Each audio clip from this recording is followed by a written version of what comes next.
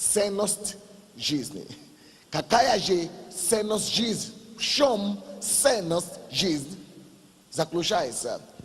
Даю всем нам 30 секунд задуматься об этом вопросе.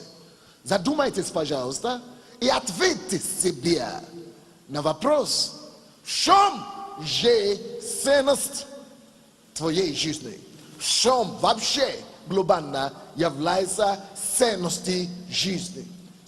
Как вы думаете, способны ли вы ответить на такой вопрос?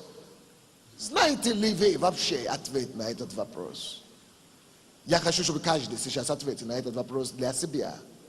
What is the worth and the value of life? What is the value of life to you? В чем заключается ценность жизни? Подумайте, знаете ли вы ответ? Подумайте. 30 секунд. Может быть, вы не уверены? Давайте помолимся. Now, Отец, твое время пришло, чтобы ты проявил себя могущественным образом для твоего народа сегодня. Now, Дух Бога Живого, Дух Бога Живого, Дух Святой, я сейчас обращаюсь к тебе, как твой помазанник, Господь. И прошу, чтобы ты пошел и посчитал сына на этом месте. И наполнил это место твоим присутствием. Дух Божий, приди и говори нам незабываемые слова. Откройся в нас сегодня. Дай, чтобы твое слово не было просто слово всего лишь назидающее. Дай, Господь, чтобы слово, которое ты пошлешь нам сегодня, не было просто слово, которое греет ухо. И келемо казандая, махазанто. Пусть это слово будет самой жизни.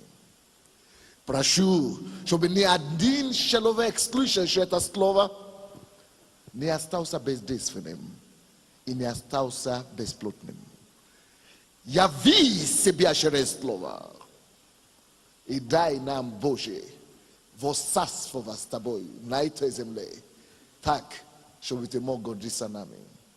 И чтобы когда мы совершим наше поприще здесь на земле, чтобы мы могли слышать от тебя слова комплиментов, что мы действительно сделали все, чтобы вернуть тебе землю и честь ее.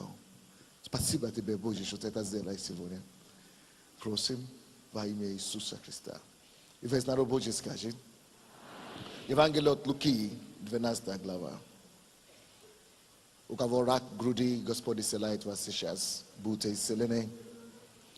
У кого проблема с сердцем, Господь исцеляет вас сейчас. Будьте исцелены. У кого дух слепоты, особенно ваш правый глаз слепнет, положите руку на себя и получите это исцеление. Евангелие от Луки, 12 глава, 13 стиха. Некто из народа сказал ему: Учитель, скажи брату моему, чтобы он разделил со мною наследство. Он же, Иисус, отвечая, сказал человеку тому: кто поставил меня судить или делить вас? При этом сказал им: смотрите, берегитесь любостяжания, ибо жизнь человека не зависит от изобилия его имения. Итак, о чем здесь речь идет? Иисус дает нам определение, в чем же состоит ценность жизни. Допустим, до Иисуса люди, которые жили до Него, и включая те, которые жили во времена Иисуса, думали, к сожалению, не только до Иисуса, 99% жителей нашей земли так еще и думают, что ценность жизни заключается в том, сколько я смогу взять или брать от жизни. То есть, если я смогу в этой жизни стать богаче кого-то, я думаю, что я состоялся в жизни, что в этом ценность жизни. То есть, в основном мы думаем, сколько мы сможем брать от жизни, больше дипломов, больше образования, значит, я состоялся в жизни. В этом и есть ценность жизни. Иисус не так думает. Мы думаем, как можно больше богатств или денег у меня на счету или дома, тем больше я накопил, тем больше я богат, и тем больше я влиятельный, тем в этом и есть успех. Или в этом и состоится достижение жизни. Ценность жизни. Иисус не так думает. Иисус думает, нет. Поэтому они взывали к Иисусу и говорят, я должен получить наследство. Брат от жизни, я должен иметь. Если я получу наследство, я стану богатым, я стану важным человеком. Они драли за это. Они мечтали об этом. Люди убивают за это, чтобы стать важнее, чтобы стать богаче, чтобы иметь больше положения, чтобы иметь больше влияния. Тем больше я имею в жизни, тем важнее я, тем больше я состоялся. Мы думаем, что в этом ценность жизнь. Не совсем. И, к сожалению, это называется не ценность жизнь, побольше накопить, побольше иметь. Это называется обман жизни. Подделка, замена, подмена жизни. Это подмена, но это обман, как бы это красиво и классно не выглядело. На самом деле, ценность и достоинство жизни совсем другом. Иисус отвечает на их просьбу. Они думают, Иисус же должен понимать, мне нужно это наследство. Он же Иисус, он же от Бога. Как это он не поймет? Он поймет меня, пусть он меня защитит. От меня же собрали мое наследство. Это же мое. Пусть он теперь рассудит, пусть он поможет мне вернуть то, что мне принадлежит. Это же мое. Он же поймет, он же справедливый Бог. Если он справедливый Бог, он должен понять, что это от меня собрали, и он должен помочь мне его вернуть. И ответ Иисуса был абсолютно неожиданным. И он говорит, предупреждая их, потому что он знает их понимание жизни, что это ложное понимание жизни. Друзья мои, какое твое понимание жизни? Допустим, ты можешь быть пастором, мы можем быть пастором с вами и думать при этом, если я буду иметь церковь, которая больше всех, тогда я буду важнее всех. А Иисус плачет. Он называет себя пастором, он даже не понимает ценность жизни. И поэтому многие наши молитвы, почему мы хотим, чтобы наши церкви росли, почему-то Бог закрывает уши на них. Мы не понимаем ценность жизни. Почему 100% все жители земли стремятся к богатству? И все хотят быть богатыми, все ищут богатство. Почему у так малых из них получается? Неужели Бог несправедлив? Неужели Бог жестокий? Бог слишком милующий, слишком любящий. Из-за этого, слава Богу, Он не так щедро отвечает на наши эти просьбы и молитвы, как мы их щедро бросаем Ему. Он знает, что не это Он хочет, чтобы мы имели, Он хочет, чтобы мы имели понимание о жизни. Итак, как мы знаем, что мы знаем о жизни? И в чем же ценность жизни? Иисус отвечая, зная, что у них неправильное понимание жизни и ее ценности, сказал им, Смотрите, да, у тебя украли это наследство, я знаю, да. Это твое наследство, да, ты заслуживаешь, чтобы тебе вернули. Но у тебя другая проблема, более серьезная. Смотри, берегись, любостяжание. Что такое любостяжание? Это любить, стяжать, брать, накопить, собирать. Кто из нас от этого не страдает? Нет руки вверх. Почти мы все страдаем от любостяжания, получается. Хотим больше славы, больше богатства, больше денег, больше положения. Хотим выглядеть лучше, чем мы на самом деле есть. Он знает, что это наследство ему принадлежит, но Бог слишком его любил. Поэтому сказал: слушай, у меня нет проблем тебе вернуть твое наследство, но ты же в кружке, ты же попался, ты же сидишь. Сначала я должен тебя освободить и сберечь от Божьей опасности. Поэтому он говорит: берегись сначала любостяжания, тогда ты только сможешь иметь наследство. Ибо жизнь человека теперь, Иисус дает определение ценности жизни человека. Потому что в этом фразе «ибо жизнь человека не зависит от изобилия его имени», он дает определение, в чем же ценность жизни. Он говорит нам, как бывает такое, мы можем дать определение чего-то через того, чем оно не является. Поэтому Иисус дает определение ценности жизни, давая нам знать, чем оно не является. То есть Иисус категорически дает нам понять, что ценность жизни ни в коем случае, right?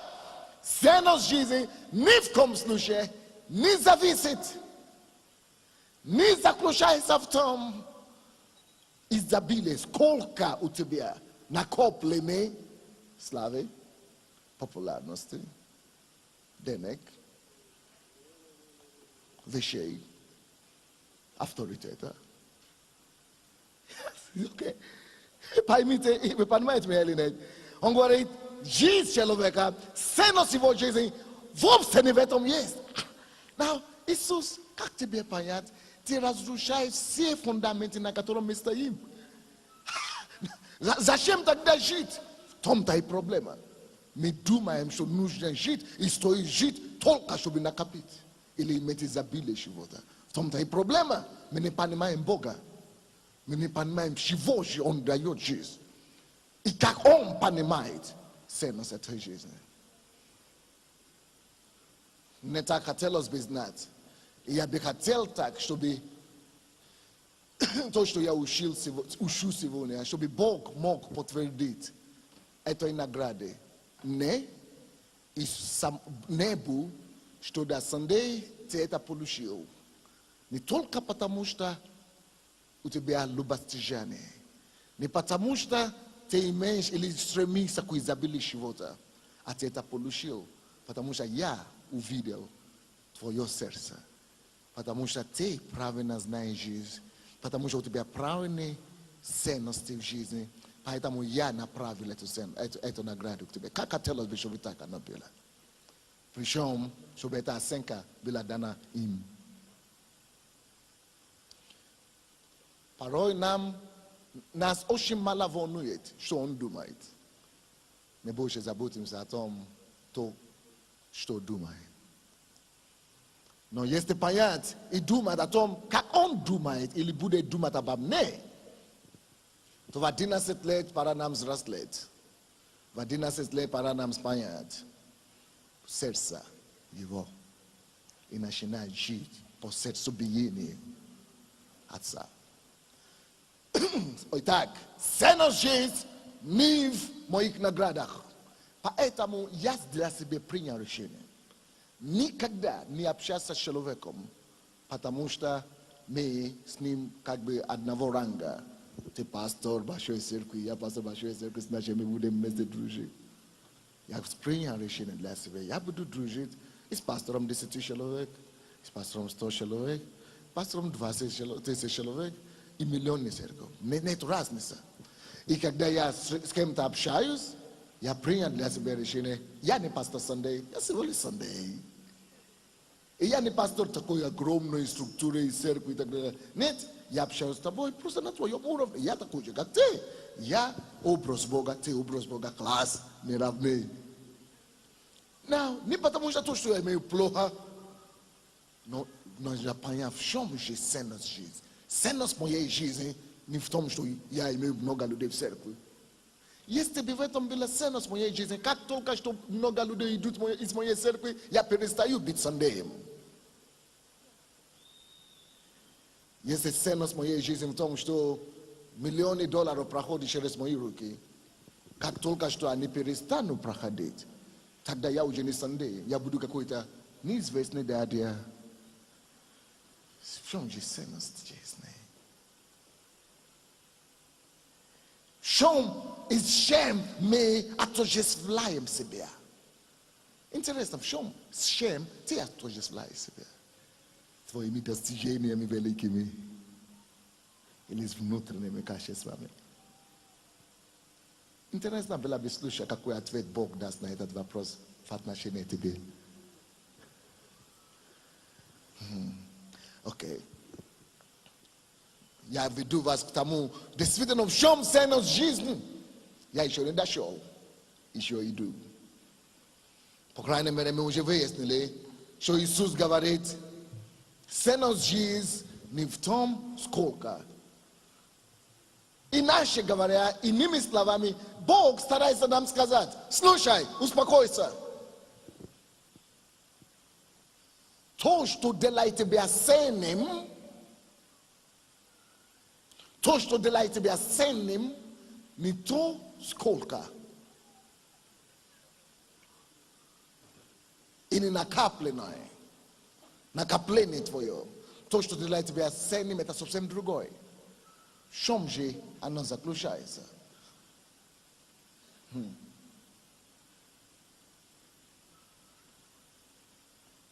15 стих. Берегитесь, любостяжане, ибо жизнь человека не зависит от изобилия его имени. В чем жизнь человека зависит? Жизнь сама по себе это уже богатство. Жизнь это подарок неба земле. И твоя жизнь в том числе. Скажите, моя жизнь это уже богатство. Моя жизнь это дар неба для земли. Я дар с неба для земли. Я уже богат.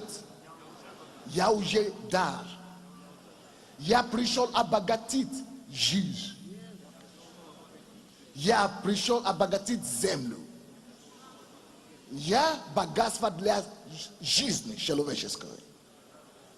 Я являюсь богатством для земли.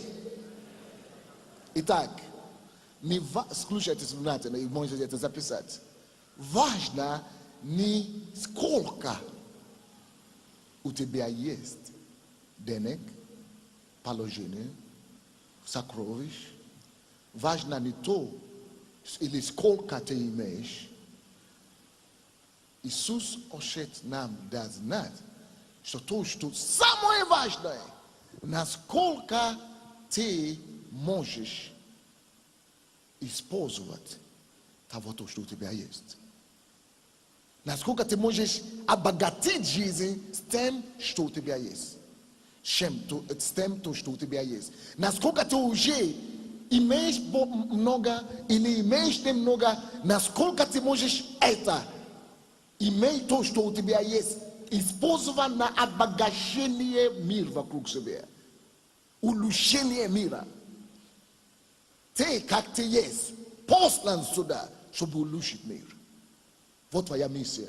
Ты послан сюда, чтобы обогащать мир. Ты послан сюда, чтобы изменить мир к лучшему.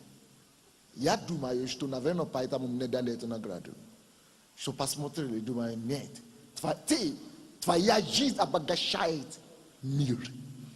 Людям хорошо, потому что ты жив. Кому хорошо, потому что ты жив. Ты и твоя жизнь – это уже богатство для мира. Ты обогащаешь мир. И это не зависит от того, сколько денег у тебя есть. Проблема наша заключается в том, что мы все хотим накоплять. То есть брать от жизни, вместо чтобы понять, что мы посланы Богом сюда не чтобы брать от жизни или из жизни, а мы посланы сюда, чтобы добавить жизни, добавить и принести в жизнь, дать жизни, дать земле, не брать от земли. Непонятно нам? То есть, что нас побуждает, что нас толкает на то, чтобы брать. Мы ищем туда, бегаем туда, хотим брать, потому что наш менталитет неправильно. Мы думаем, что ценность жизни, я буду важным в жизни, когда у меня будет больше. Но на самом деле я буду важным в жизни, когда я буду использовать, не важно, что у меня есть много, большое, немного, когда я буду его использовать, чтобы дать жизнь, чтобы дать земле, чтобы обогащать земле, чтобы улучшить землю, чтобы улучшить жизнь. Когда я даю земле, когда я даю жизни, тогда я приобретаю ценность. Моя ценность растет в глазах Бога и в глазах людей. Именно от того, сколько я даю жизнь. Все известные люди, кого вы когда-то знали, или о ком вы слышали, они стали великими только потому, что они давали жизнь земле. Мама Терesa, у нее не было денег, но она дала жизнь земле. Она дала... Но даже Ленин, такой отрицательный вроде бы фигура, да, в истории, но он давал себя, он дал свою жизнь, даже Сталин дал свою жизнь. Все, кто стали кем-то, или стали известными, или стали великими, только могут стать великими, не потому что они брали из жизни, не потому что они накопляли, но потому что они отжертвовали свою жизнь, чтобы обогащать саму жизнь, обогащать землю. Ты уже Богом присланным, Богом формированным богатым, чтобы обогащать землю. Допустим, что я имею в виду? Речь идет о том, можно сюда идти, что ты можешь быть богатым материально и все равно быть бедным.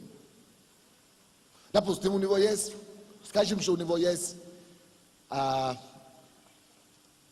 есть такая история, это живая история. Может быть, вы слышали об этом. Что один человек в одном городе, по-моему, Лос-Анджелесе, в Америке было, в каком-то районе, богатом районе, а там есть очень много таких. И люди, какой-то бомж, ну, пожилой человек, поставил себе такой передвижной, ну, такой маленький домик, такой, ну, с картонов, такой домик. И где-то 10 лет или 15 лет там жил. И вот он вонял, он пахнет плохо. Люди уходили в другую дорогу от него, а он ходил и спал. Однажды люди обнаружили, что уже 2 недели он не выходит. И люди пошли и вызвали службу. Служба пришли, они посмотрели, что, наконец-то он умер. И жители этого дома решили, этого района решили убрать его хижину оттуда, чтобы, потому что позор хватило, что наконец-то умер. И тогда написали такое заявление, чтобы убрать это все, домик оттуда, и решили его похоронили. И в процессе убора этого дома они обнаружили в земле, закопаны в землю, ценные бумаги, которые где-то было где-то $12 миллионов.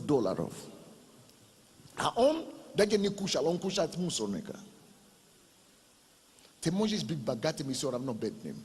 Вы знаете, какая разница? Это человек, вроде бы он богат, но он кушал с мусорника, а у него 12 миллионов, он спал на ней, Знаете, почему он бил бедным? Кушал с мусорника, почему?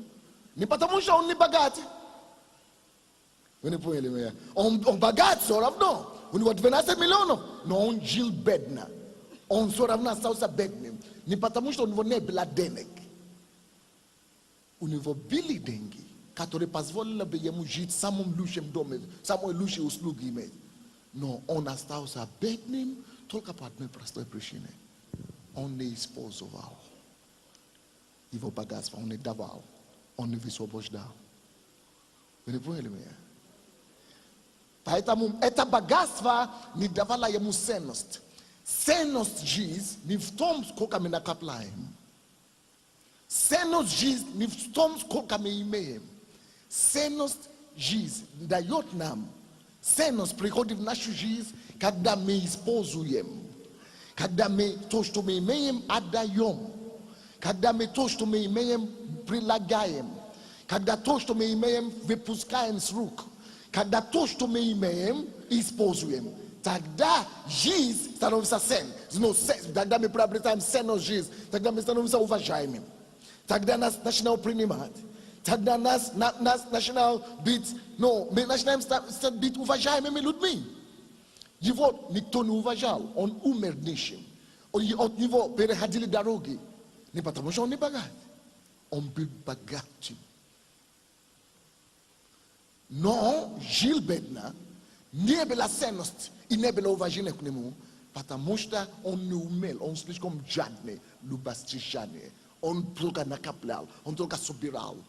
Он говорит, будьте осторожны от этого. Жизнь не в этом. Жизнь не в том, сколько ты собрал от жизни. Жизнь не в том, сколько ты накопил. Жизнь в том, сколько ты можешь дать обратно жизнь. Жизнь в том, сколько ты можешь выпустить с рук. Ты уже богат. Ни бумагами, ни деньгами, ни какими-то. Ты уже подарок с неба, чтобы давать жизнь. Знаете, есть такие люди, которые, допустим,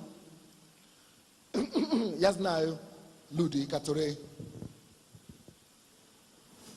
имеют земли. Земли, заводы, предприятия. Но никогда не использовали их. Не жили в них. Даже не продавали их. И умерли.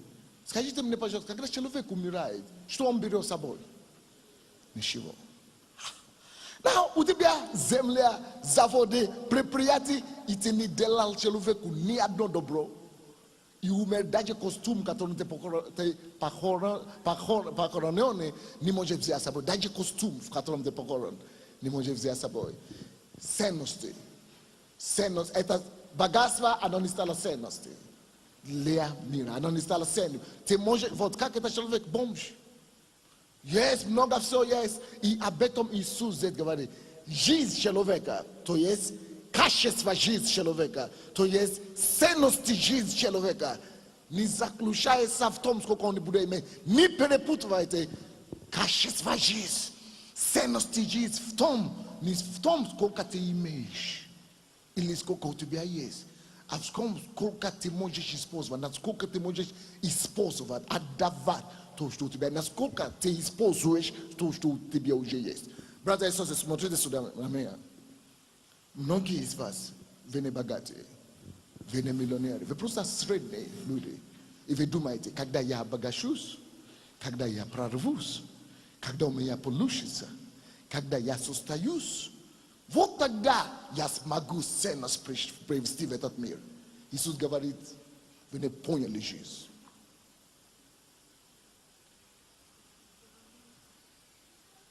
Вы не поняли жизнь. Не в этом жизнь. Ты уже ценность сейчас. Ты уже ценный сейчас. Но эта ценность, вот она как у бомжа, спит на нем. Ложит на нем, похороним у него. Оно пропадает, пока ты не обнаружишь, что ты ценный. Но больше того, пока ты не начинаешь отдавать то, что у тебя есть. У кого из вас здесь есть глаза? Посмотрите на меня. Это ценность, это богатство. Что? Чем ты обогащаешь мир твоими глазами? Мы только смотрим и берем для себя. Пропадай. When you point in the sense, Jesus. I don't need to be a should be tea, monks more trait, it will lose Jesus. Ukavo zesye nogi, ili ruki, shame to you ruki, abagashayo Jesus. When you point in the Jesus. Te uje bagat, te uje sende. Vai te venom sa tuda, pasivo da go. Venom sa tuda keta kluki, dvenas te glave. Isus продолжает. 16 стиха. Он продолжает развивать эту тему. И сказал им притчу.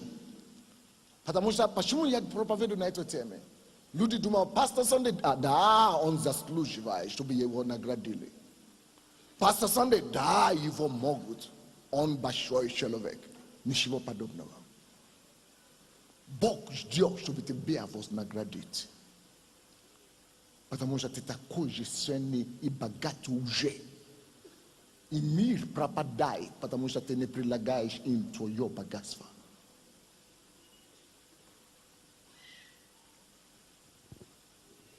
И небо разводится руками, не может ничего делать, потому что ты сохранил то, что у тебя есть. Ты держал, ты думаешь, что у тебя ничего нет, потому что ты думаешь, твои ценности в другом.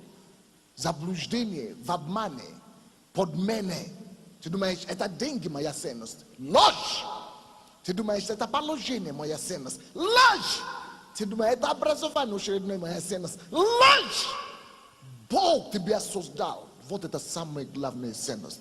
Бог тебя прислал сюда. Вот это самое главное признание. Он тебя видит, что ты нужен будешь людям. Он тебя видит, что ты ценный настолько, что он тебя выпустит на землю. И ты говоришь все еще, что ты не ценный, что тебя нечего давать. Ты ждешь какие-то материальные, чтобы тебя признать, материальные вещи, чтобы себе самому признавать.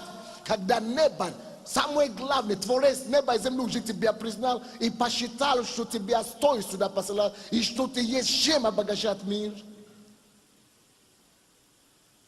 И ты этим, из-за этого ты не обогащаешь мир, потому что ты думаешь, что ты уже ничего нет, ты не отдаешь миру, у тебя поверхностное, ну или разрушенное понимание ценности жизни. Сега не в этом ценность жизни. 16 стиха. И сказали им притчи. У одного богатого человека был хороший урожай в поле, хороший урожай. И он рассуждал сам собой. Что мне делать? Некуда мне собрать плодов моих. У него даже были плоды. И сказал, вот что сделаю. Сломаю житницы мои и построю Божье, и соберу туда весь хлеб мой и весь добро мое.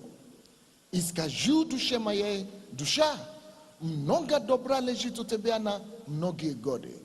Покойся, ешь, пей, веселись.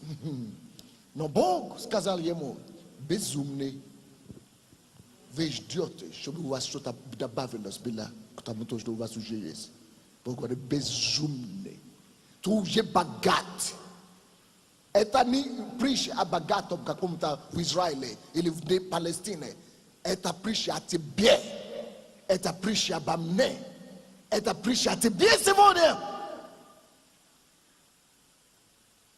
Но Бог говорит ему, безумный, сию ночь душу твою возьмут у тебя, кому же достанется то, что ты заготовил, твое тело, твои таланты, твои глаза, твои ноги, твои зрения, твои уши. Знаете, кому достанется праху?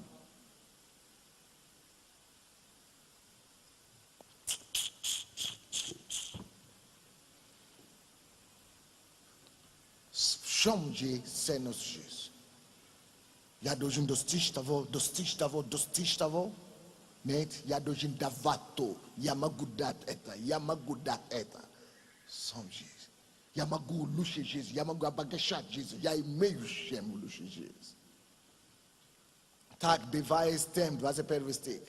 Так бывает с тем, кто собирает сокровища для себя, а не Бога богатеет. Итак, напишите 5 пунктов, которые мы должны взять с собой домой сегодня.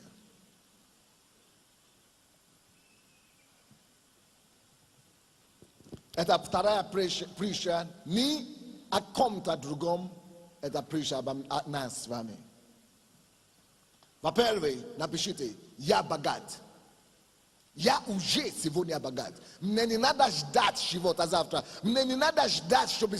Если у меня будет больше образования, класс. Если у меня будет больше денег, класс. Если у меня будет больше чего-то, класс. Но я уже богат. Я посланный сюда на землю уже богатым. Бог меня обогатил зрением.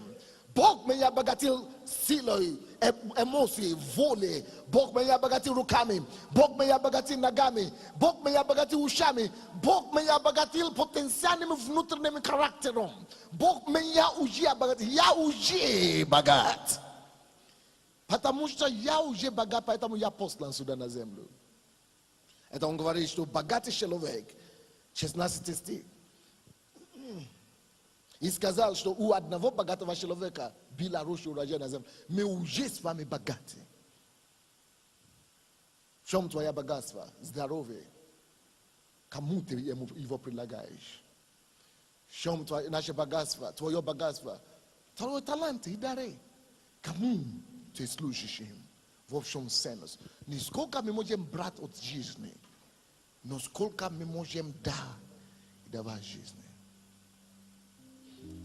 Второй пункт.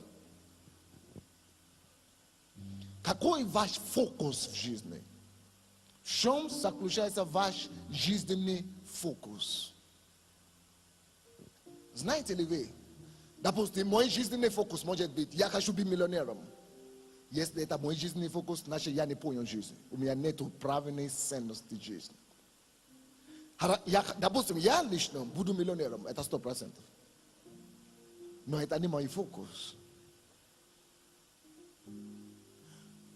Миллионером буду только как средство к моему фокусу. Мой фокус, чтобы поднимать еще больше таких людей. Чтобы сделать богат, чтобы сделать счастливыми еще больше таких людей. Чтобы я мог еще мои ресурсы, мое богатство еще более шире использовать. Поэтому я буду миллионером. Но если быть миллионером есть моя цель и мой фокус, тогда я пропадший человек. Твой фокус должен заключаться в том, чтобы добавить земле, добавить жизнь, восстановить землю, чтобы обогащать планету. Вот это должен быть фокус. Не в том, чтобы брать, иметь, накопить или накоплять. Вы поняли меня или нет? Или тяжело вам? Следующее.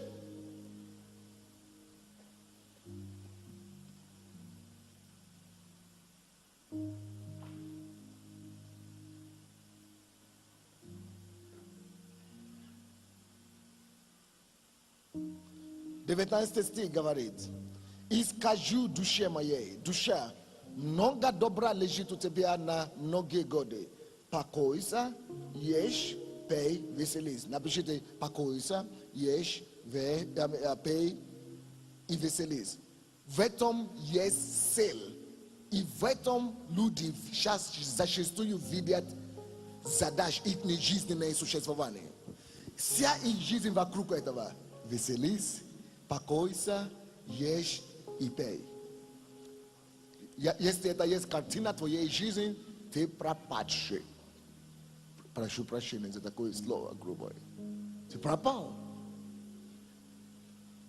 Задача жизни должна быть в другом. В том, чтобы сделать счастливыми, радостными. Не чтобы я ел, пил и веселился, а чтобы весь мир через меня мог в Боге веселиться, в Боге найти цели, в Боге найти радость и в Боге найти счастье. Если это моя задача жизни, so ценность моей жизни не дает, сколько имею, сколько я веселюсь, сколько у меня дом большой, какая у меня крутая машина. Это все детский сад. Это все может быть у меня. Это хорошо, Бог дает, но не в этом моей жизни заключается. Не это есть ценность моей жизни. Есть ценность моей жизни в том, чтобы я имел больше, и побольше, чтобы побольше людей обогащать. Tony Bupanamite, me as one element. Sleduche. Mas o próximo na conferência, e a preglasse especial no milioneira, is Angli, bude propavedo vadnam, kak zarabat vadengi. No, etanicel, etani focus Jesus, we don't need panima prana. Focus Jesus should be met, should be ulushit, abagashat bullshit. No, Yashua vamos casar, yes, venis, monjete, abagashat kavota uje, sichas best, paka best kapeki, best nishivo, best denek, best palogene, to kagda vas budut milione, to je venis monjete ni kava abagashat. Nada niftom dela niftom skoka utibia yes. Sto yes to be ili shivonet. Glav niftom shem kak te exposues. Kak tu potriblais. To sto utibia uje yes. Ili te daje ni vidi sto utibia shota yes. Shetvorte. Yas kazal piat ya uje shetire yes.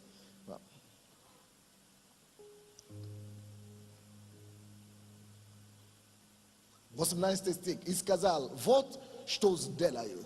Slom maio jitnise mai e pastroio boche. Isso biru to da ves club moi. I ves dobro moyo. Boche. Skolka is was ishio jdiot zavtra. Когда вас будет что-то добавлено. Еще больше. Когда я стану больше богатым. Когда я стану больше известным. Когда я стану больше признанным. Когда я стану более образованным. То из вас, не надо поднимать руки, то из вас еще ждет вот это больше. Тогда он, этот человек точно такой же в этой картине. Именно вас мы видим здесь. Он ждет, чтобы я построю еще больше. Тогда я начну делать добро. Ложь жизни. В этом обман жизни. Не надо ждать больше. Или накопля больше, чтобы начинать обогащать жизнь и окружающих тебя. И давать в жизнь. Надо уже сейчас начинать обогащать жизнь. И давать в жизнь. Так в этом есть ценность жизни. Последнее, что я хочу вам оставить сегодня. 20 стих, 21 стих. Но Бог сказал ему безумный. В сию ночь душу твою возьмут у тебя. Кому же достанется то, что ты заготовил? Так бывает с тем, кто собирает сокровища для себя, а не в Бога богатеет. 5 пункт. У нас с вами, друзья, нет завтра, чтобы ждать завтра, прежде чем начинать делать добро. У нас нет завтра. Завтра только в его руке. Не в моей и не в твоей. У нас с вами нет завтра. Завтра не в наших руках. У нас с вами нет времени. Мы не контролируем временем. Цените каждую секунду. Если вы проснулись сегодня, цените этот день. И ищите какое-нибудь добро, которое вы можете делать сегодня. Ищите кому-то или каким-то способом, как вы можете обогащать мир сегодня. Не только жить для себя, для своей жены Евы и для своего сына Джона и своей дочери Ларисы. Землю надо обогащать. Я написал об этом книгу «Восстановители земли». Будешь ли ты восстановителем земли, который даешь, чтобы восстановить землю, или ты только берешь от земли? Однажды он придет, кому по-настоящему принадлежит эта жизнь твоя. Ты думаешь, это твоя? Но на самом деле, хозяин этой жизни. Кому она на самом деле принадлежит? Скоро пастушит. Может в сердце пастушит. Инфаркт, умер. Может в голове пастушит. Но как это называется? Инсульт, умер. Он скоро пастушит у тебя. Мне всего лишь 20 лет, 30 лет. У меня вся жизнь впереди. Нет, у тебя вообще ничего нет. У тебя даже завтра нет. Это у него все в контроле. Это у его рука. Ты ничего не контролируешь. У тебя нет завтра. Yesterday, слушайте меня сюда все. Yesterday, хазяин жизни, не твоей. Вот эту жизнь, которую ты называешь своей, пришел бы сегодня и сказал все.